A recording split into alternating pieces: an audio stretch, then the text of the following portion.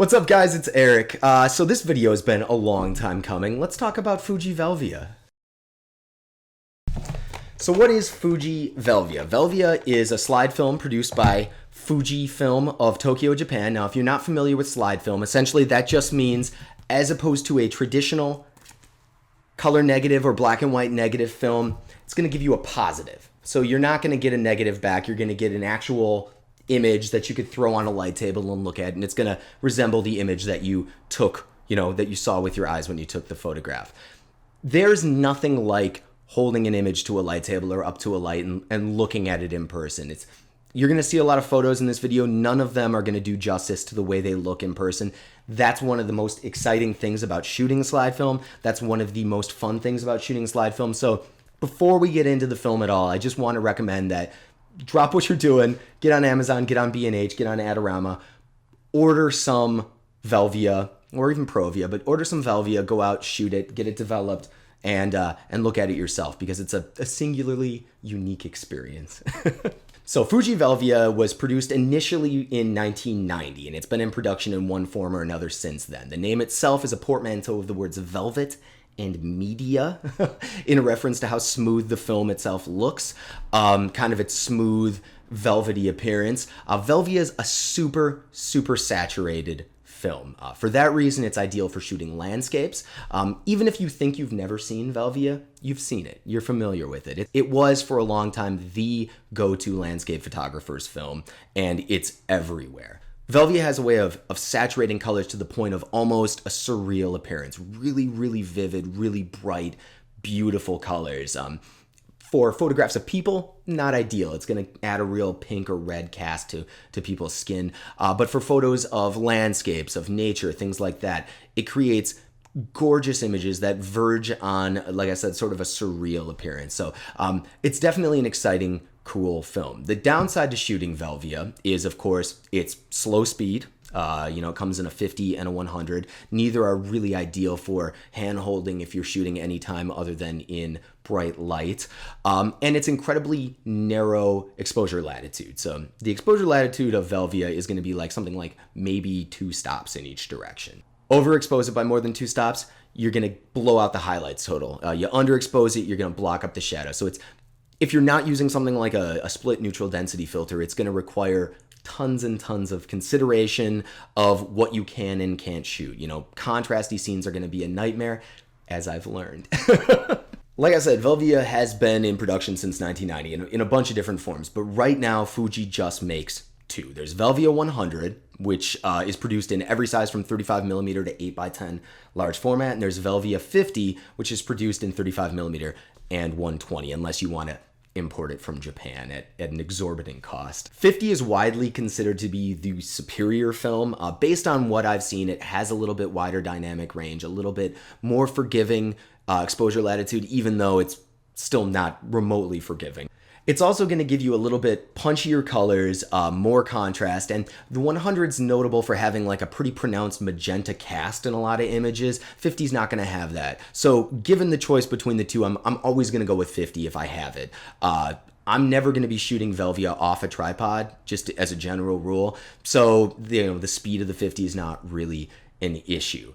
The one downside that 50 is going to have versus 100 is that it's got a pretty bad reciprocity failure, meaning that if you're exposing long exposures, longer than say like 30 seconds, you have to start adding time onto the exposure. It's also going to develop sort of a red cast when you do long exposures. In my experience, though 100 is supposed to be better for that, any really long exposures I've done with 100 have taken on something of a cast as well, rendering them pretty much unusable. So I would say that in both films that's an issue, and if you're looking at doing super long exposures, you might be better served looking at something like Kodak Ektar. So what I want to do today is look at some photos taken with Velvia. That makes sense, right?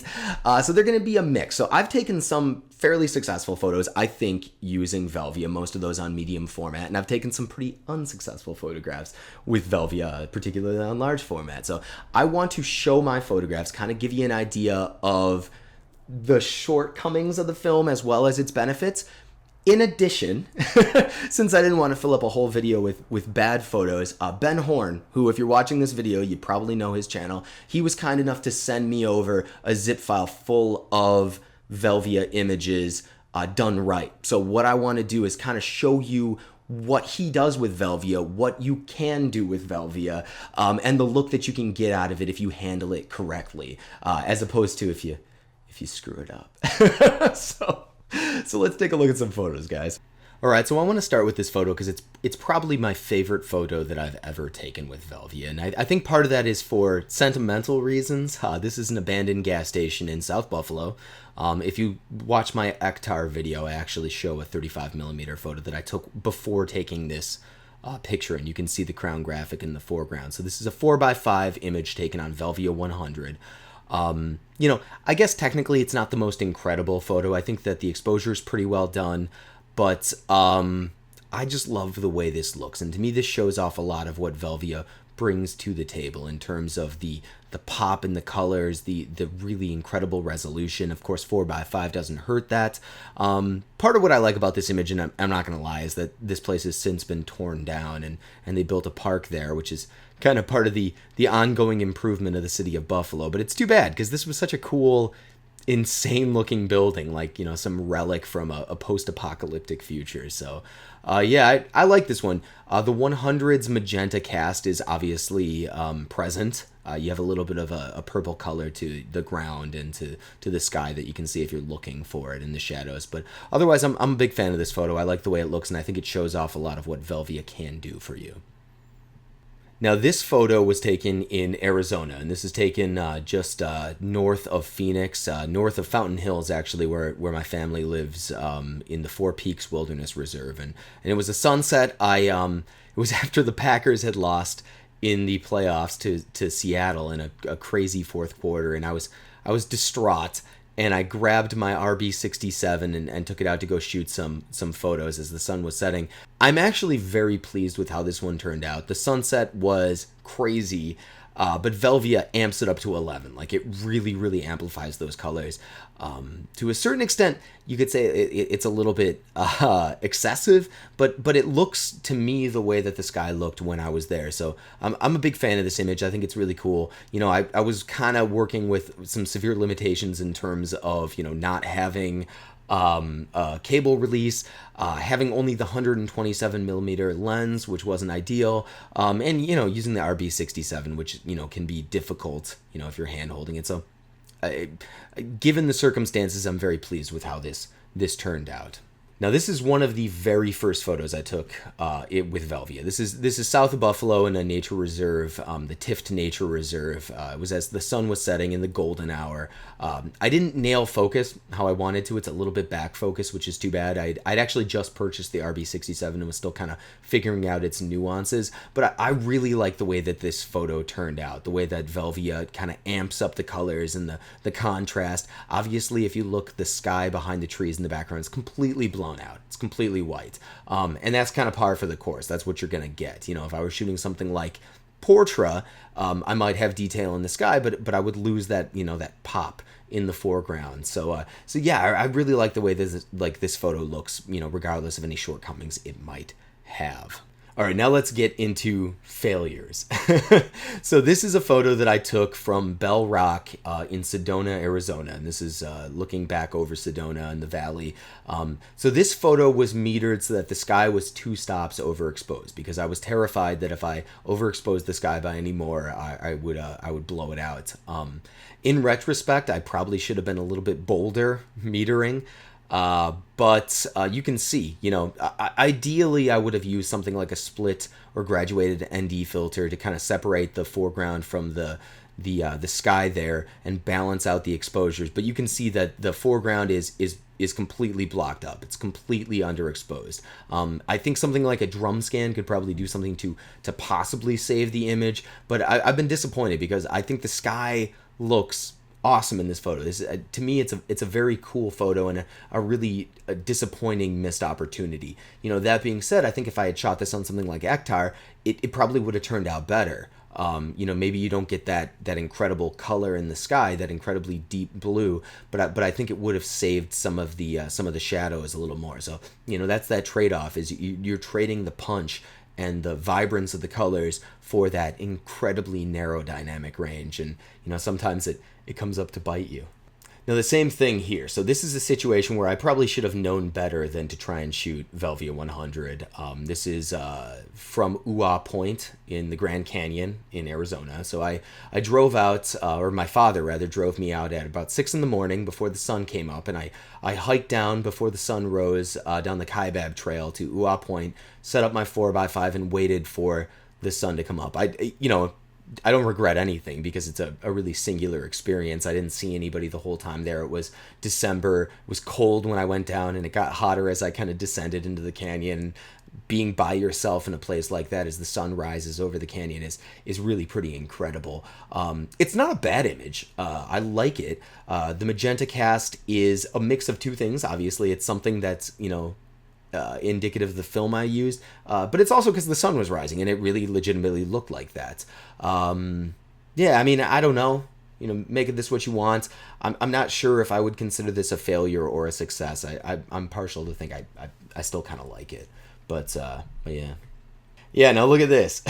So this is a long exposure that I took last fall in the Adirondacks, and as you can see, it's completely fried, and I'm not entirely certain how that happens, unless it's just that you can't expose Velvia 100 for, whatever this was, 2 minutes, a minute and a half, something like that. It was dark, there wasn't a ton of light, and I stopped the camera all the way down and just did a super long exposure, and when I got it back, it had taken on just a red cast, in slide film, so it's not an aspect of scanning it. This is legitimately how the slide looks. So I want to say that's just long exposures with Velvia. If you guys have any suggestions on what I might have done to create this monstrosity, I'm open to hearing them. All right, so this photo is admittedly not on Fuji Velvia. This is actually on Kodak Portra 400. Now, the reason I'm including this is because I took this photograph and then immediately photographed the same scene with Velvia 50. So you can see the Portra, very muted colors, really, really beautiful transition from the shadows to the highlights. Obviously, the highlights are captured. You can see the shadows in the foreground. No loss of detail, but the colors are muted and kind of subdued here. Now in the Velvia, not so much. Is this image a little bit underexposed? I mean, possibly, but if you look at the clouds there, the highlights are blown out. So the dynamic range is obviously much, much smaller.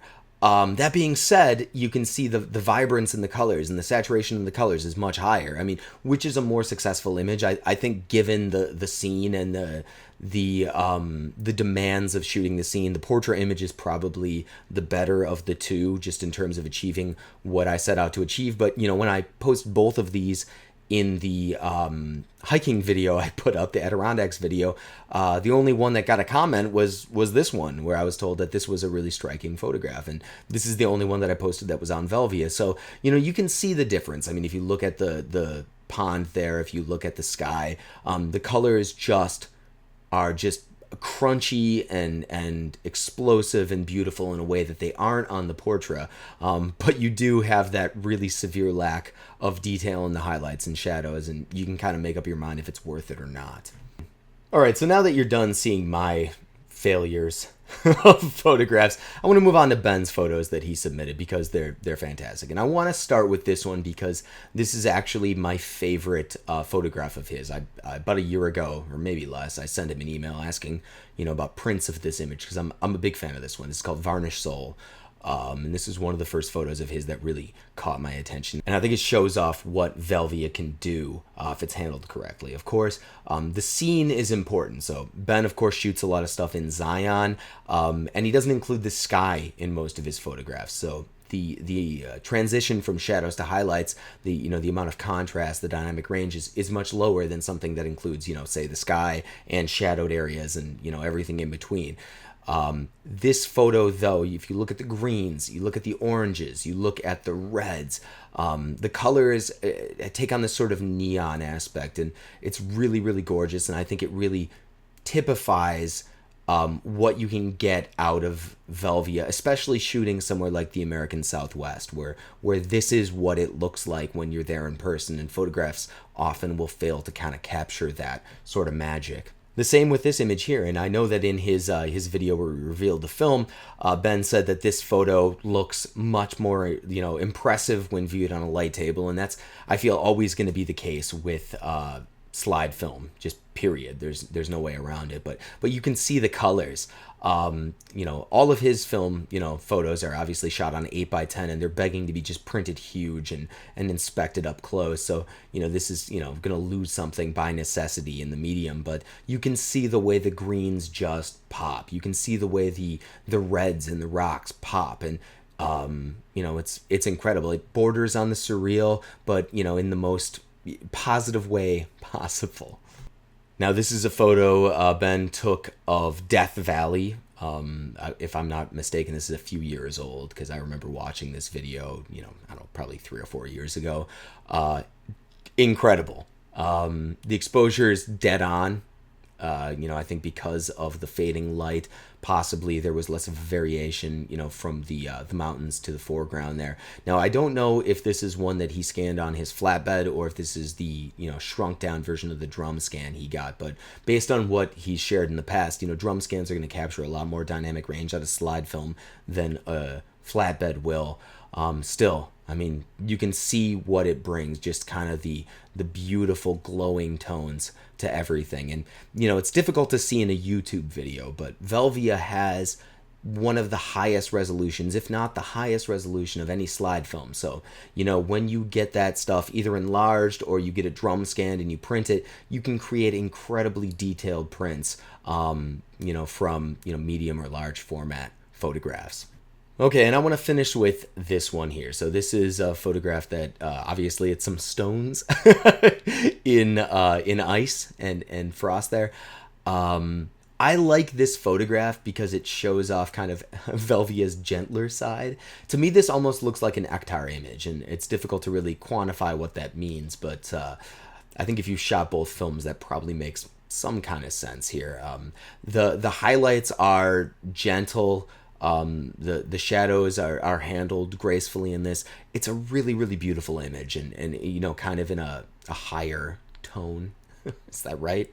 A little bit brighter image than you would normally shoot with Velvia, and it's lacking in a lot of that incredible contrastiness. You know, it's more smooth and kind of subdued. Is that right? I don't know. It's a really beautiful image, really subtle and really incredible. So yeah, I mean, I think it goes to show what Velvia can achieve if it's used correctly. And I would urge you, you know, go back and look at my last viewer submission video. I think it's number 9. Alan Brock sent me a bunch of photos in Velvia, and you can really get an idea of what it's capable of on 4x5. You know, both Ben Horn and Alan Brock handle Velvia better than I do. You know, they both strike me as more patient people than me, who aren't just setting their camera up, throwing some film in, and metering with their iPhone. But yeah, I mean, really incredible stuff. And I think that it's too bad that, you know, the format necessitates seeing them in this low resolution, because especially, you know, Ben Horn's photos on 8x10, I would love to see these blown up to enormous sizes and just kind of get in there and look at the detail that's captured by that giant format. So yeah, that's what I've got for you guys. I hope you enjoyed these photographs. I hope it made you want to go out and shoot some Velvia, because it really is an incredible film, and looking at that film on a light table is something it's very different from any other photography experience you'll have. All right, so there you have it, Fuji Velvia. Go out and buy a roll or a box of this film and shoot it right now. Who knows how long it's going to be around. Fuji's been killing films left and right. Go out and shoot it, because there's nothing that looks like it, and no photographs that you see on your computer screen or TV screen or phone is going to give you an idea of how that film looks when you take the positive, the slide, and throw it on a light table and look at it. It's one of the most magical experiences you can have taking photographs. There's nothing that's going to make you feel like a photographer faster than that, and who knows how long it's going to be an option. So I can't recommend the film enough.